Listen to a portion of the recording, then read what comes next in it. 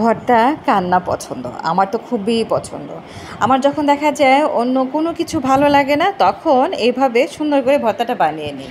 আর আমার নিজের খাবার নিজে তৈরি করে খেতেই খুব পছন্দ করি। অন্য কারো দিলে তখন দেখা যায় একটু কেমন, কেমন লাগে, সন্দেহ হয়। তারপরও অনেক সময় দেখা যায় অনেক প্রিয় মানুষ যখন বানায়, একটু দেখা যায় ঝাল এদিক সেদিক হয়, হয়তো পেঁয়াজ কম হলো, মরিচ কম হলো, তখন আর ভালো লাগে না। তো তার চেয়ে নিজে খাবার নিজে তৈরি করে নেওয়াই ভালো।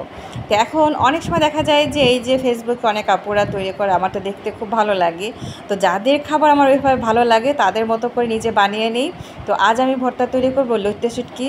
আর এটা আমি ধুয়ে ভালো করে ধুয়ে পরিষ্কার করে নিয়েছি এবং তেলে ভেজে নিয়েছি। এই যে দেখতে পেয়েছেন, এখানে শুকনো মরিচও নিয়েছি, কাঁচা মরিচও নিয়েছি, সাথে রসুন নিয়েছি বড় আস্ত একটা। এবার ভালো করে ভেজে নিয়ে পাটায় বেটে নেব। আসলে যে কোনো ভর্তা যেটা পাটায় বেটে নিতে হয়, সেটা যদি পাটায় এভাবে বাটা যায় তাহলে কিন্তু ভর্তাটা খেতে খুব ভালো লাগে। অনেক সময় দেখা যায় আমরা কাজের জন্য পাটায় এভাবে বাটতে পারি না, তখন ব্লেন্ডারে করে নিতে হয়। তারপরও কিছু তো করার নেই, যেহেতু আমরা এখন সবাই ব্যস্ত। তো যাই হোক, আমার ভর্তাটা এভাবে বেটে নিয়েছে আর শেষ সময় পেঁয়াজটা আমি আদা বাটা করে দিয়েছি। এবার ভালো করে মিশিয়ে নেব। ভালো করে মিশানোর পর আমি এবার একটা ফ্রিজে তুলে নিব।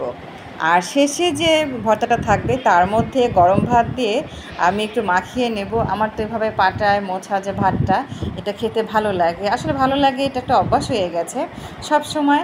আমি তো এইভাবে আমার ছেলে মেয়েকে খাইয়ে দিই, যেমন আমার মার কাছ থেকে শিখেছি, তারপর শাশুড়িও এভাবে খেত। ওই যে বলে না যে ফ্যামিলি থেকে শেখা, বড়দের কাছ থেকে, ওই আর কি।